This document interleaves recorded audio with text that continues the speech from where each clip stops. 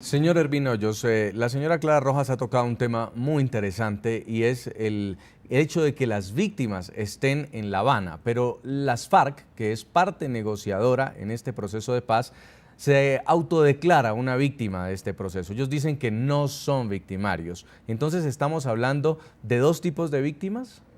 Sí, claro, estamos hablando de dos víctimas en un conflicto como el que ha tenido Colombia.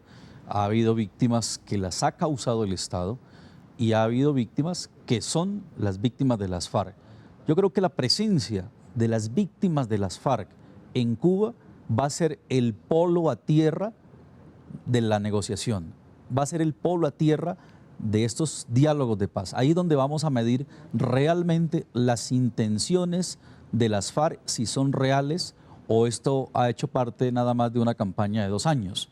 Yo creo que en el momento que tengamos a las víctimas sentadas en Cuba, en el momento en que podamos tener frente a frente al secretariado, a los negociadores de las FARC, con las víctimas llevándoles las estadísticas, los documentos, los acervos probatorios de cada uno de los casos de secuestrados, de desaparecidos que hay en el país. Allí vamos a ver, en esa reacción que ellos tengan, el verdadero compromiso con los diálogos de paz. Señora Diana Sofía Giraldo, ¿usted piensa que en medio de todo lo que han vivido los colombianos en los últimos 50 años de guerra, se podría reconocer a las FARC como víctimas? Tamaña pregunta. Yo primero querría decirle es que las víctimas colombianas tienen vocación de paz, que las víctimas no pueden seguir dividiéndose como el país entre la guerra y la paz, no, tienen que estar unidas, todas quieren la reconciliación, todas quieren la paz, todas tienen vocación de perdón. Entonces, acabemos con los dilemas políticos de una vez por todas. Ya las elecciones pasaron, las víctimas no pueden estar politizadas, tienen que tener por encima su dignidad, su derecho a recordar, su derecho a los derechos fundamentales, a la justicia, a todos estos. Y fundamentalmente ayer hubo una reunión, una declaración de principios de las víctimas de las FARC, porque es que se está confundiendo el tema de víctimas.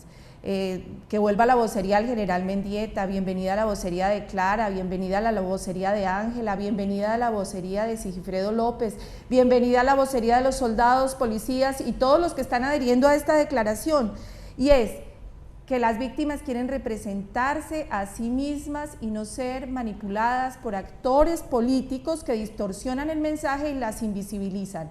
Esa manera de las FARC declararse víctimas es una manera de distorsionar el mensaje, es una manera de invisibilizar los actos que han cometido contra estos colombianos. Entonces, en esa declaración de principios, el primero es no más los actores políticos arrebatando la vocería legítima de las víctimas en La Habana mirando a los ojos a los victimarios para ver si hay esa verdadera vocación de reconciliación y no es una instrumentalización para llegar a la paz a cualquier precio. ¿Quién podría, señora Ángela Giraldo, en un momento en que pidan una representación de las víctimas, entonces tener esta vocería? Usted me hablaba que ya estaba conformando un equipo, conversando con Clara. ¿Hay manipulación, intereses de manipular políticamente las víctimas? Pues realmente en ese momento no se ha conformado el equipo, pero yo, como dice Diana Sofía, cada uno tiene que representar su tema, su duelo, su dolor. Pues no podemos llevar todas las víctimas a La Habana, ni podemos llegar todos a La Habana, pero sí creo que debe haber el mayor número posible, porque cada uno ha sufrido su proceso y un proceso de perdón es un proceso que es personal. Entonces, representar a las víctimas, tener un vocero de las víctimas cuando nosotros no nos podemos sentir identificados por una u otra persona es complicado. Sin embargo, pienso que esto no puede ser un obstáculo al proceso. Es importante que este proceso continúe, que haya un feliz desenlace y que la FARC reconozcan el dolor que han ocasionado, que sean capaces de decir la verdad, que sean capaces de decir dónde están los desaparecidos, qué ha sucedido con estas personas. Y ese proceso tiene que continuar. No quiero ser un obstáculo para el proceso, pero las víctimas tienen derecho a ese reconocimiento y la FARC tiene la obligación de reconocer el dolor que ha ocasionado a las familias colombianas. Y que lleguen con los conceptos claros de qué es lo que quieren las víctimas en Cuba, porque, señora Rojas, parece que las FARC sí están muy bien organizados para saber qué es lo que van a exigir como víctimas que se declaran. Sí, así es. Yo creo que es conformar efectivamente un equipo que sin duda no puede representar a todos. Incluso con el comisionado de paz se ha hablado de establecer unos relevos de manera justamente que puedan ir por partes y puedan presentar sus pretensiones directamente a las FARC. Pero yo creo que sí debemos entre nosotros tener unos puntos claros de qué es lo que se espera de ellos, qué es lo que vamos a pedir como reconstrucción, qué se espera efectivamente para que se garantice la no repetición de estos hechos y que va ligado con el último tema, que es justamente la dejación y la entrega de armas. Yo consideraría que es tan importante toda la petición individual que se puede hacer por los hechos de los desaparecidos, de los secuestrados que aún persisten. Muchas personas también, como la señora que acabamos de escuchar, quiere saber por qué pasó con su hijo hace 25 años, por qué se desapareció. Yo creo que también es importante el compromiso de ellos, de que efectivamente piden perdón, pero adicionalmente están dispuestos a dejar definitivamente las armas y entregarlas. Para ilustrar solamente una de las ocasiones en las que un acto atroz de las FARC dejó víctimas y poder entender hoy qué pueden querer las personas afectadas por el conflicto, vamos a revisar un caso, y es el que ocurrió en la madrugada del 28 de junio del año 2007. Una terrible noticia sacudió a Colombia. Las FARC anunciaron la muerte en cautiverio de 11 de los 12 diputados del Valle del Cauca, en el suroccidente del país, que habían sido secuestrados 5 años atrás. Pese a que en un principio los cabecillas de la organización criminal argumentaron que los legisladores habían muerto en fuego cruzado con un grupo militar sin identificar, información recabada de los computadores del abatido terrorista alias Raúl Reyes confirmó que los diputados fueron asesinados a sangre fría. 7 años después, la masacre continúa impune. 11 de abril del año 2002. Esta frase lapidaria marcó el tortuoso camino a la muerte de 11 diputados del Valle. La organización criminal de las FARC había secuestrado a la mitad de quienes conformaban la Asamblea Departamental del Valle. Eran las 10 de la mañana y los terroristas de las FARC lograban su cometido criminal sin ninguna baja para su grupo y en pleno centro de la ciudad de Cali. Se hicieron pasar por soldados, dijeron que las FARC habían puesto una bomba en el edificio y otra muy cerca, en la gobernación. Dieron la orden de evacuar. Los diputados, ante la dimensión de la noticia, salieron por la puerta de un sótano, se montaron en un bus que no tenían idea era conducido por sus verdugos. Las FARC buscaban secuestrar a estos y otros altos funcionarios del gobierno colombiano para presionar al entonces presidente Andrés Pastrana a un acuerdo humanitario e intercambiar militares, civiles y políticos por terroristas presos. Con la llegada de Álvaro Uribe Vélez a la presidencia y las primeras pruebas de supervivencia, los familiares de los secuestrados vislumbraron una luz de esperanza. 5 años pasaron y el grupo terrorista de las FARC nunca entregó las llaves de la libertad. En junio de 2007, a través de un comunicado, la organización criminal anunció que el día 18 de ese mismo mes, 11 de los 12 legisladores secuestrados murieron, según ellos, como resultado de un fuego cruzado con un grupo militar no identificado. Sin embargo, toda la verdad sobre la muerte de los dirigentes políticos se iba a conocer un año después, gracias a la información recabada en los computadores de alias Raúl Reyes, terrorista abatido en territorio ecuatoriano por el ejército colombiano. Las autoridades descubrieron varios correos electrónicos de cómo los miembros del secretariado de las FARC trataron de ocultar la verdad sobre el hecho y cómo planearon toda una estrategia para negar su responsabilidad y culpar al gobierno.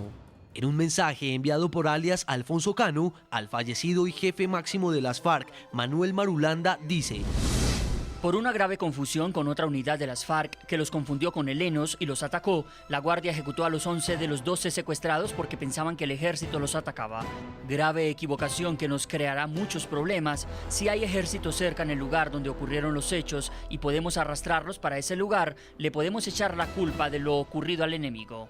Los 11 legisladores murieron a manos de terroristas del bloque occidental de las FARC, comandados en ese entonces por Jorge Torres Victoria, alias Pablo Catatumbo, quien hoy hace parte de la mesa de diálogos del modelo de paz que negocia el grupo terrorista de las FARC con el gobierno de Juan Manuel Santos.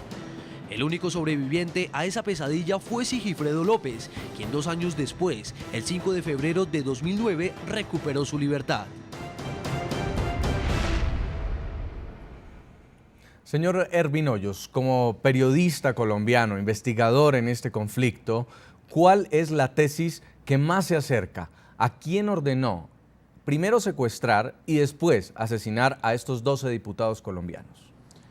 Bueno, la tesis está plasmada en las múltiples investigaciones, pero en mi caso yo hice la reconstrucción técnica de todo lo que fue el proceso del secuestro de los diputados y está establecido en múltiples pruebas que esta es una operación de comando, fue una operación comando del secretariado de las FARC ordenado a Pablo Catatumbo. Pablo Catatumbo le delega la función operativa a alias JJ, quien en alianza con alias El Paisa le asesoró para montar todo el dispositivo, la operación y todo el diseño estratégico que lograron aplicar para llevarse a los secuestrados del Valle. Utilizaron la misma técnica de suplantación de autoridad que utiliza la Teófilo Forero, la utilizó y la aplicó El Paisa para llevarse a los diputados. Así que es una operación comando en cabeza del secretariado de las FARC, responsabilidad directa en la operación de Pablo Catatumbo y la ejecución de alias JJ, quienes fueron los que ya se encargaron de llevarse a los diputados y bueno, ya todo lo que hemos conocido, lo que pasó con ellos. Señora Ángela Giraldo, alias Pablo Catatumbo es hoy uno de los negociadores del secretariado de las FARC que está en La Habana, está libre y podría, si no se ajusta este proceso de paz, tener impunidad en este proceso. ¿Usted qué espera, por ejemplo, de los victimarios, de los que asesinaron a su hermano? Mira, Jason, yo tengo 1000 razones para odiar a la FARC, pero yo no siento odio. Me quitaron a las 2 personas más importantes de mi vida, a mi papá y a mi hermano. Mi hermano muere 5 meses después del secuestro, mi papá muere 5 meses después del secuestro de mi hermano. Pero estas 2 personas me enseñaron a perdonar. Mi papá todo el tiempo defendió que mi hermano no lo rescataran con las armas. Mi papá se reunió con Pablo Catatumbo y Pablo Catatumbo le dijo que el proceso ya no está en manos de él, que era un proceso del secretariado y que lo único que él podía garantizar era que conservaran la vida si no había un rescate militar. Mi hermano, en sus mensajes, el último mensaje que recibimos de mi hermano decía que le había perdonado a las personas que tanto sufrimiento le habían ocasionado. Yo no puedo ser inferior a la memoria de mi papá y de mi hermano. Los 2 defienden el perdón. Yo quiero que ese proceso termine y quiero que termine porque dar largas a esto es que otras personas, otros hermanos mueran, hayan otras viudas, hayan otros huérfanos, hayan otras lágrimas en las madres.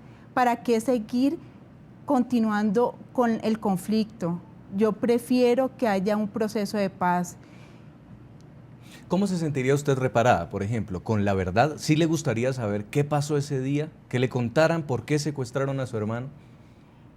Lo secuestraron para forzar el proceso con el presidente Pastrana y eso ya lo conocemos. Quien ordenó el asesinato de los diputados es Gilberto Arroyave, alias El Grillo, eso también lo sé. Obviamente ellos sí deben reconocer que han ocasionado mucho sufrimiento y que han asesinado a muchas personas que son inocentes.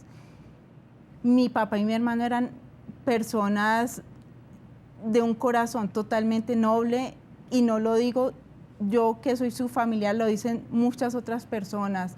Ellos no tienen por qué continuar, no tenemos por qué perpetuar este conflicto y que hayan más mártires de este conflicto, no es necesario.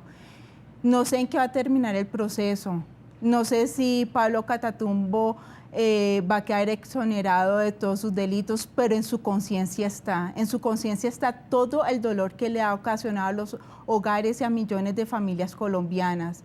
Yo no lo voy a juzgar y yo estoy dispuesta a perdonar. No voy a votar por ellos y me va a costar mucho trabajo escucharlos, pero estoy dispuesta a escucharlos y pienso que ellos tienen que reconocer el dolor que han hecho y que han ocasionado, pero sí estoy dispuesta a perdonar para que no se siga repitiendo estos hechos atroces, para que no haya más secuestrados. Tenemos que hacer una pausa, ya continuamos conversando en el programa La Noche, el punto de las víctimas en el proceso de paz que adelanta el gobierno de Colombia con las FARC en La Habana. Y a propósito de este tema, le estamos preguntando a ustedes, a los televidentes, ¿qué opinan de la importancia que han tenido en este proceso de paz las víctimas de las FARC?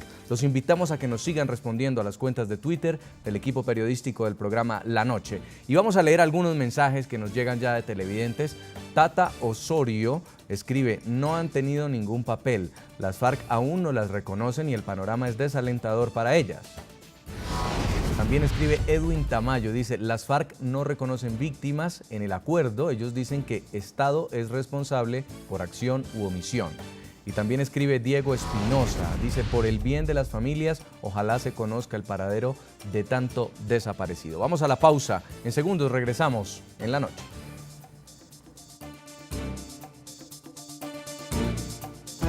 Ya regresamos con La Noche.